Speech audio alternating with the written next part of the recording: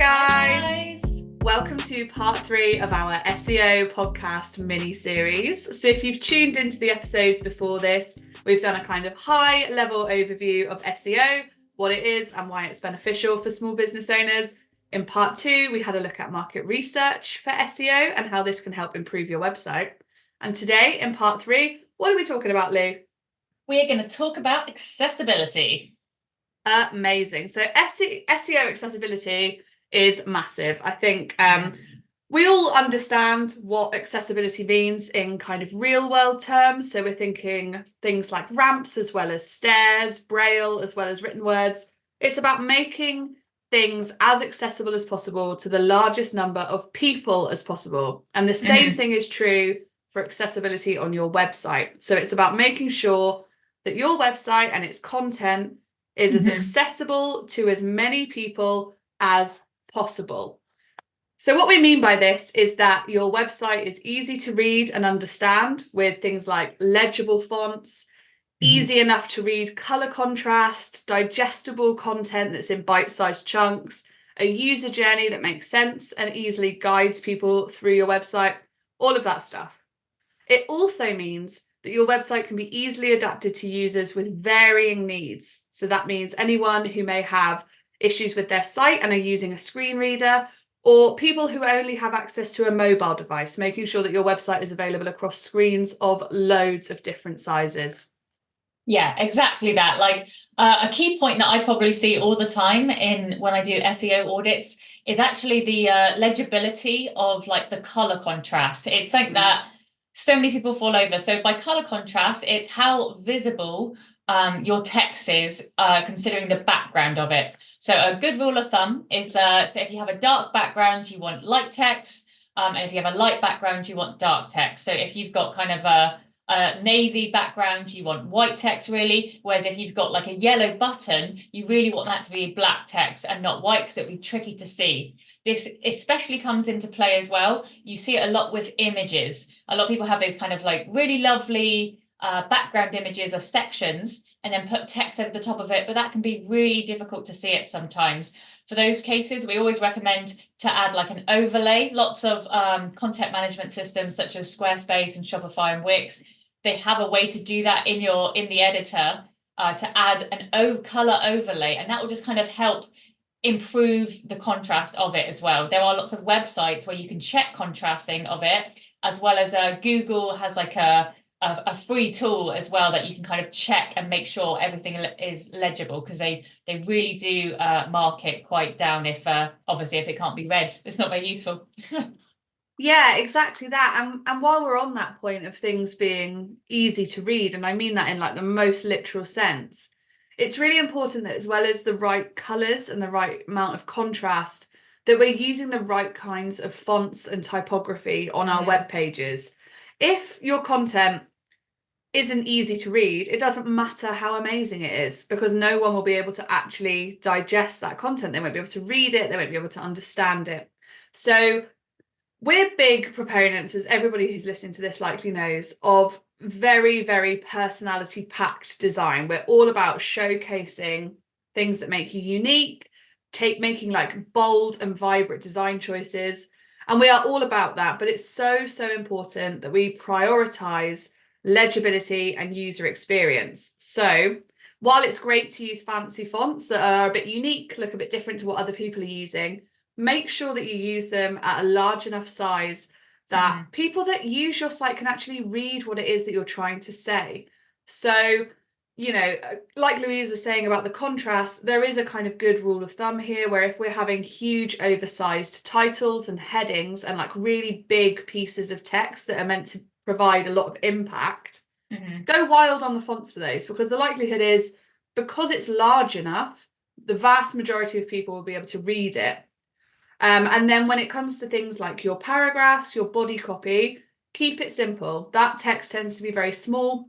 We don't want to alienate people by using ornate fonts that people aren't able to read. So try not to confuse people with typography. It's all about making things super clear and super easy to read.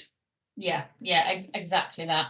I think it's also important as well to remember your your target audience. If you have got an older audience age group, generally you just want to be making it a little bit simpler and a bit bigger. I know that my mum, bless her heart, on her phone, it actually gives me an eyesight because it's so large. Any kind of messages and text is massive on her phone. So just keep that in mind as well.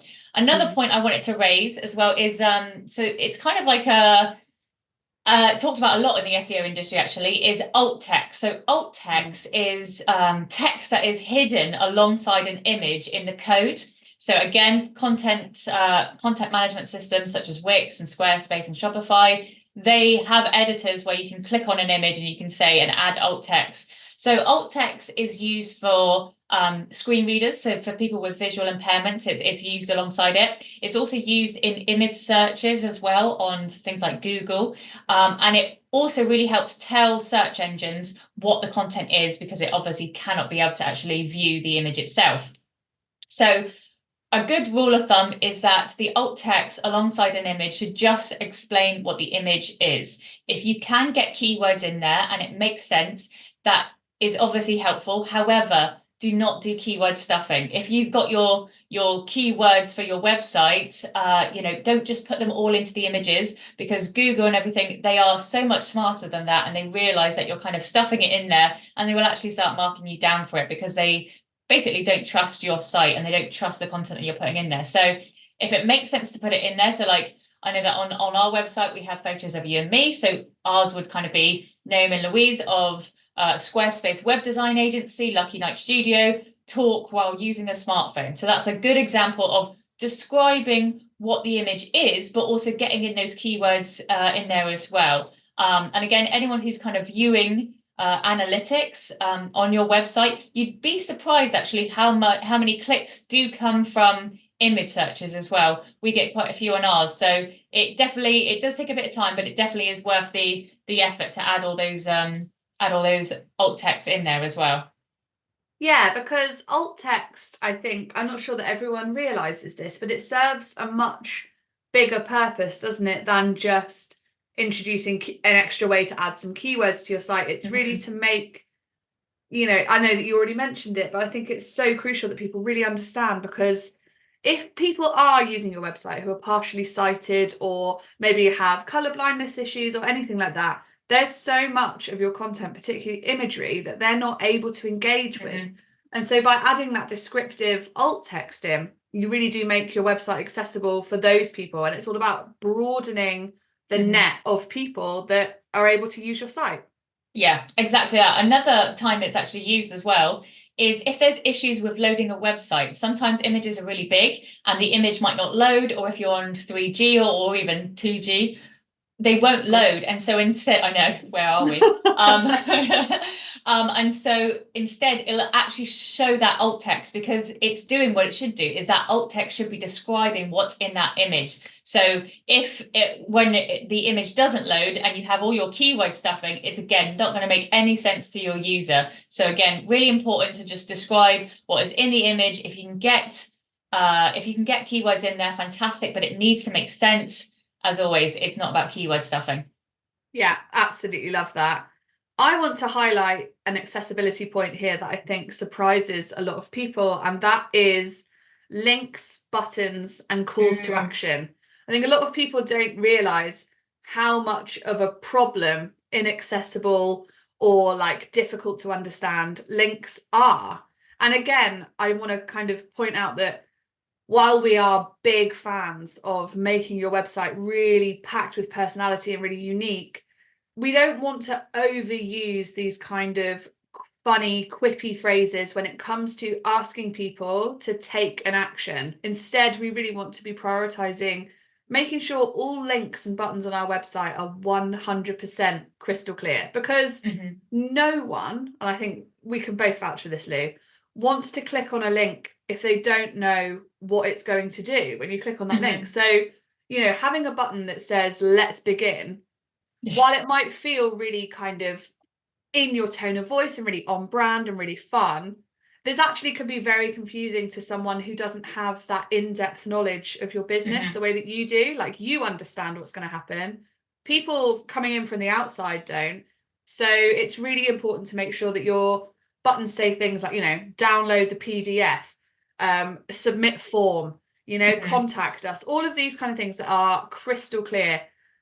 You don't want to be giving anybody a nasty surprise. So Yeah. you can use bits of text around the buttons and around your links to show off your personality. But when it comes to actually writing buttons and links and kind of having things there where you want people to take an action, stick to the facts. This will avoid alienating people who maybe don't have English as a first language, anyone who may have a language processing difficulty, anything like that. We don't want to put any, like, what's the word I'm looking for? We don't want to put anything in the way of people achieving what they want to achieve on your website, okay? It just makes people struggle. It's unnecessary. So make sure that you're being super crystal clear. And remember, that's what accessibility is all about. Ensuring that your website is as usable as possible for as many people as possible. And clear language really helps you get there. Yeah, totally true. I think other links as well on your website is also in the navigation. Your page titles, they are links themselves, actually. So, you want to be clear about what the pages will be and, naming your pages appropriately so that the user knows what to expect. I know it can sometimes feel like fun to call a page like Power Hour or something like that, rather than kind of calling it its services. But you want to make it clear about what it is. You don't want the user feeling confused about how they find information on your website, or where they can go. Like, a really good way of doing this as well is also organizing your pages and grouping them together. So say if you've got like a load of services, again, you want to be grouping them together. This helps obviously users as well by being very clear. Like, if you're a copywriter, you could group pages like website copy, blog copy, product descriptions. You could kind of put them all under the title of services, so they could all be under the same kind of folder structure. And that would also, Google loves that as well, because then Google is really clear that these pages are linked and they are relevant to each other. It can kind of understand that, oh, these are the services that this business is providing as well. So, I think it's really helpful to have that, as well as, while we're on about pages, it's so key to have the most important content at the very top of the page. Yeah. You just want to make it as simple as possible for the user. So, like, for example, if it's a contact page, you want to put the contact form right near the top. Don't have a big paragraph of about you information before it. You want to have what is the user is expecting to be the first thing they see. And the same goes, like, Google and search engines also prefer that. They don't want surprises. If you're calling it the contact me page, that's exactly what they're expecting. They're kind of expecting a form there. They'd be surprised if not.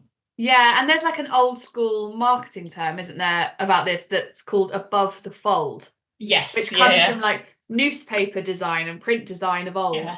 where you want to put all of that most important information, like you say, at a point before people have to unfold something or like scroll Yeah. down in the case of a website. So yeah, make that kind of hero section of your website the most important part. Yes, yeah. Again, it's all about just making this super easy and intuitive for users.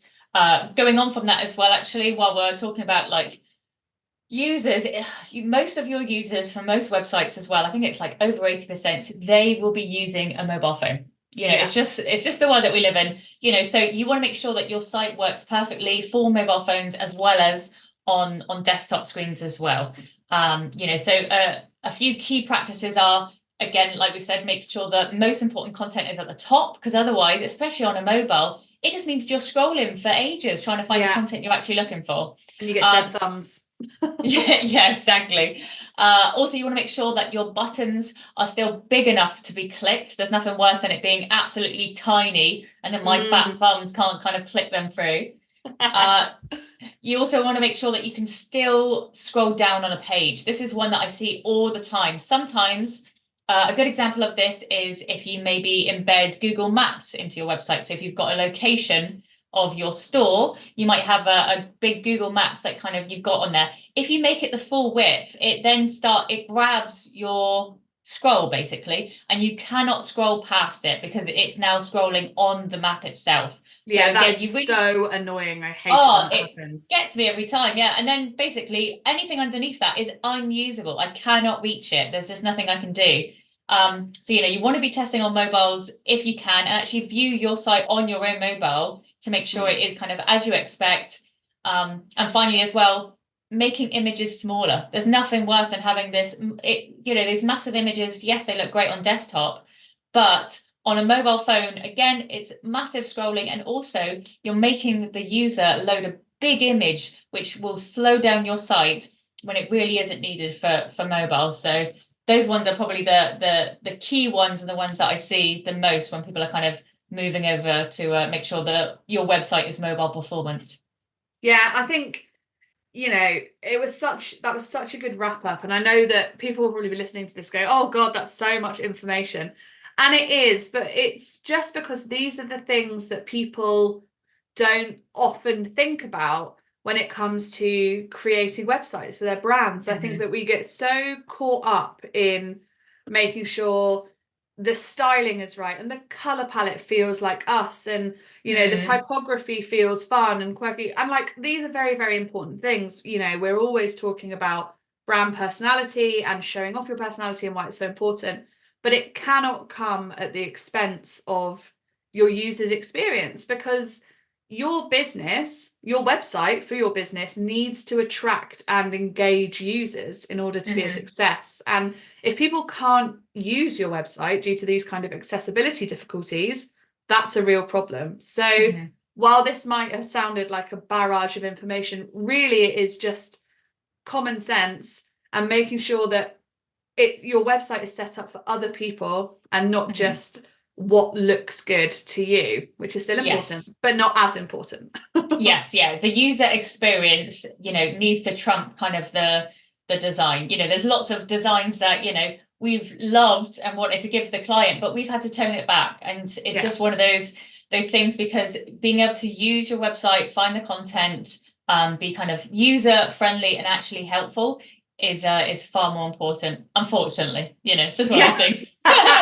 Couldn't agree more. Oh, well, thank you so much, my babe. That was such an insightful chat, and hopefully everyone listening to this at the moment will find something really useful to take away from there. You can start seeing how accessibility and usability and really centralizing your customer is so central to great SEO. I think hopefully this series is helping to dismantle this idea that search engine optimization is this incredibly difficult and complex process that we will struggle to kind of get our heads around as non-techie people. But it really isn't. It is just a marketing practice that is about making websites easier and better to use for human beings.